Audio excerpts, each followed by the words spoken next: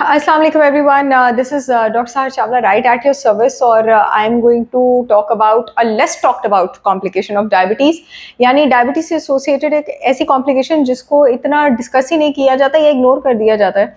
सो diabetes को silent killer कहा जाता है और बात यहाँ से शुरू करूँगी कि डायबिटीज़ का जो फेवरेट टारगेट होता है वो नर्वस सिस्टम होता है और जो आपके पास नर्व्स हैं वो आपके पूरे जिस्म को सप्लाई करती हैं. इससे डायबिटीज से एसोसिएटेड पेरिफेरल न्यूरोपैथी भी होती है, टांगों की नर्व्स को भी प्रॉब्लम होता है, डायबिटिक नेफ्रोपैथी भी होती है, आपकी किडनीज भी अफेक्ट होती हैं, हर चीज़ को प्रॉब्लम होती है बिकॉज नर्व्स इनर्वेट पूरी बॉडी में.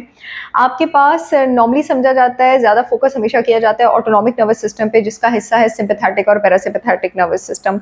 हमारी बॉडी का जो थर्ड नर्वस सिस्टम होता है वो एंटेरिक नर्वस सिस्टम होता है और एंटेरिक नर्वस सिस्टम जो है वो आपके गट को, आपके जीआई ट्रैक्ट को इनोवेट करता है और इसी वजह से जो टर्म है गट ब्रेन एक्सिस, अब इस पर बहुत ज़्यादा फोकस भी किया जा रहा है जिस पर मैं बहुत बात करती हूँ कि अगर आपका गट ठीक नहीं है तो दिमाग ठीक नहीं हो सकता, दिमाग ठीक नहीं है तो गट ठीक नहीं हो सकता बिकॉज डायरेक्ट कनेक्शन है, डायरेक्ट आपके पास इनोवेशन है.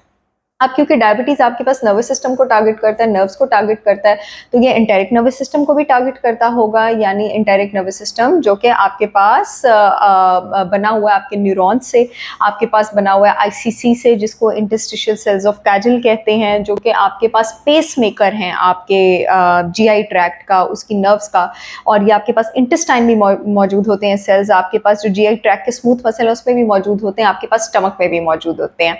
अब होता क्या है कि जब डायबिटीज़ की वजह से मैकेनिज्म अभी हम डिस्कस करते हैं और इससे एसोसिएटेड सप्लीमेंट्स भी कि इसको डील कैसे करना है.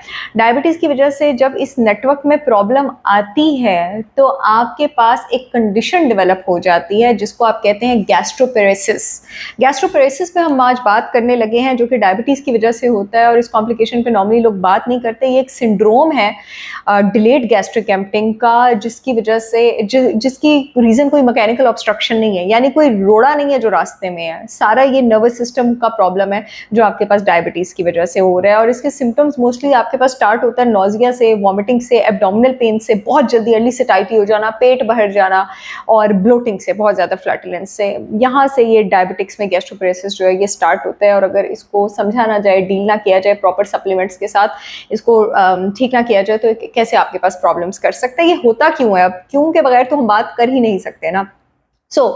पहले तो आपके पास डायबिटीज़ में गैस्ट्रिक इनहिबिटरी पेप्टाइड का लेवल कम होना शुरू हो जाता है. गैस्ट्रिक इनहिबिटरी पेप्टाइड आपके पास वो ट्रांसमीटर है, वो केमिकल है जो कि इंसुलिन की रिलीज मील के बाद करता है ताकि मील के बाद जब बॉडी में एकदम ब्लड ग्लूकोज लेवल्स जाएं तो वो ब्लड ग्लूकोज लेवल्स को नीचे लेके जा सके. डायबिटिक्स में आपके पास जीआईपी वैसे ही कम होता है गैस्ट्रिक इनहिबिटरी पेप्टाइड, उसकी वजह से आपके पास हाइपरग्लाइसीमिया होता है, ब्लड शुगर लेवल ज़्यादा होने शुरू हो जाते हैं. अब ये कम इंसुलिन सेंसिटिविटी और ब्लड शुगर लेवल ज़्यादा होना आपके पास क्या करता है, ये आपके पास जो है एंट्रोड्यूडेनल इनकोऑर्डिनेशन कर देता है. समझाती हूँ क्या है. एंट्रम आपके स्टमक का वो हिस्सा होता है जहाँ पे खाना गैस्ट्रिक जूस के साथ मिक्स होता है और ड्यूडेनम होता है आपका जहाँ से इंटेस्टाइन शुरू होनी होती है. इनके बीच का जो राब्ता है उसको ये डिसरप्ट करता है, ये हाइपरग्लाइसीमिया, ये डायबिटीज़, उसकी वजह से गैस्ट्रिक एम्प्टिंग अफेक्ट होती है.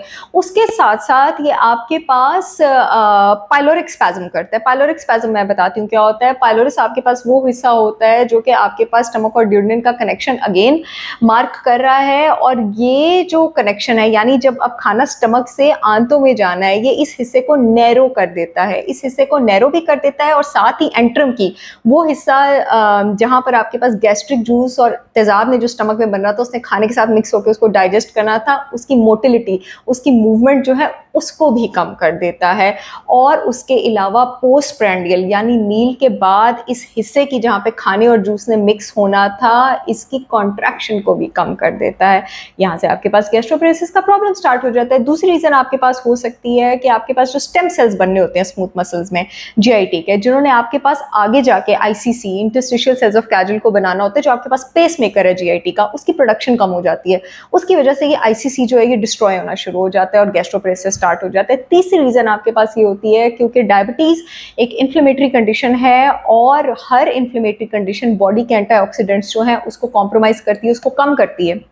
तो अब ये आपके पास जिस एंटीऑक्सीडेंट को टिका के कॉम्प्रोमाइज करती है वो आपके पास macrophage heme oxygenase system. Macrophage heme oxygenase का और भी बहुत ज़्यादा फंक्शन है, लेकिन यहाँ पर जो उसका रोल कॉम्प्रोमाइज होता है वो एंटीऑक्सीडेंट का रोल कॉम्प्रोमाइज होता है बॉडी में inflammatory potential, inflammatory condition, inflammatory cytokines जो है वो ज़्यादा बढ़ने शुरू हो जाते हैं। अब किन सप्लीमेंट्स के साथ आपने इसको डील करना है? विटामिन B1 जो है आपके पास डायबिटिक्स में कम होता है, मैंने पहले भी एक बार बात की, तो उन लोगों में भी कम होता है जो कि जंक फूड बहुत ज़्यादा लेते हैं, रिफाइंड कार्बोहाइड्रेट ऐसे B1 को आपकी बॉडी से निकालता है। B1 सप्लीमेंट लेना बहुत ज़्यादा जरूरी है। B1 पूरे जिस्म के नर्व्स के फंक्शन को भी रेगुलेट करता है, उनको अफेक्ट भी करता है, तो B1 का सप्लीमेंट तो आपने लेना ही है, चाहे वैसे B1 सप्लीमेंट लें, चाहे मैंने पहले भी एक बार बात की थी उसको आप न्यूट्रिशनल यीस्ट की सूरत में लें, तो it is amazing. Basically B1 आपके पास करता है कि आपके पास पेरिस्टाल्सिस जो बाल मूवमेंट्स हैं, आंतों की मूवमेंट है, जिसने खाने को प्रोपेल करना है आपके डाइजेस्टिव ट्रैक्ट से, उसको रेगुलेट करता है। अगर आपके पास B1 कम होगा तो जो आपकी वेगस नर्व है, जो ये ब्रेन से गट, गट से ब्रेन, ब्रेन से गट, गट से ब्रेन में फिर रही है, वो एसिटाइल कोलिन को रिएक्ट नहीं कर सकती। एसिटाइल कोलिन वो ट्रांसमीटर है जिसने आपके पास पेरिस्टाल्सिस, बाल मूवमेंट करानी है। कॉन्स्टिपेशन क्या है? Lack of peristalsis. आपका जो पेरिस्टाल्सिस है वो रुक जाएगा। पेरिस्टाल्सिस जब आपका रुक जाएगा तो आपको कॉन्स्टिपेशन होगी। उसके साथ साथ अगर B1 कम होगा तो स्टमक में HCl भी नहीं बनेगा। जब स्टमक में HCl नहीं बनेगा तो प्रोटीन नहीं डाइजेस्ट होगा। प्रोटीन की डाइजेशन ना होना कॉन्स्टिपेशन का एक और बड़ा रीजन है। और अगर स्टमक में HCl नहीं बनेगा तो स्टमक में तो सारी एंटी माइक्रोबियल एक्टिविटी होनी है, इन्फेक्शंस ने डिस्ट्रॉय होना है, वो सारी इन्फेक्शंस जो है वो आपके पास डिस्ट्रॉय ही नहीं होंगी। अब क्या होगा? माइक्रोबियल ओवरग्रोथ होगी। स्टमक के बाद कौन सी जगह आती है? स्मॉल इंटेस्टाइन आती है। स्मॉल इंटेस्टाइन में बैक्टीरियल ओवरग्रोथ होगी, सीबो हो जाएगा। और अब आप जो भी सैलेड खाएंगे आपके पेट में वो दर्द होगी, वो दर्द होगी, क्योंकि स्मॉल इंटेस्टाइन का काम ही नहीं है बैक्टीरिया पालना और फर्मेंटेशन करना। स्मॉल इंटेस्टाइन का तो काम है पेंक्रियास से एंजाइम लेके खाने को डाइजेस्ट करना। अब पेंक्रियाटिक एंजाइम सिक्रीशन भी वो कम कर देगा, स्मॉल इंटेस्टाइन में बैक्टीरियल की ओवरग्रोथ कर देगा। स्मॉल इंटेस्टाइन फर्मेंटेशन बर्दाश्त नहीं कर सकती। आपका गैस्ट्रोपेरेसिस जो है वो और ज्यादा कॉम्प्रोमाइज हो जाएगा, वो और ज्यादा अफेक्ट हो जाएगा। और B1 कम होने से आपका गॉल ब्लैडर भी स्लगिश हो जाता है। तो B1 तो आपने लेना ही लेना है। दूसरा सप्लीमेंट जो आपने लेना है, the famous ginger, known for vitamin B6, 1500 milligram dose में, डिवाइडेड डोजेस में पूरे दिन में लेना है। नोजिया में हेल्प करेगा। तीसरा पेपरमिंट, पेपरमिंट कमाल है, आपको जो फूड पाइप का एंड वाला एरिया है उस पर भी प्रेशर कम करेगा।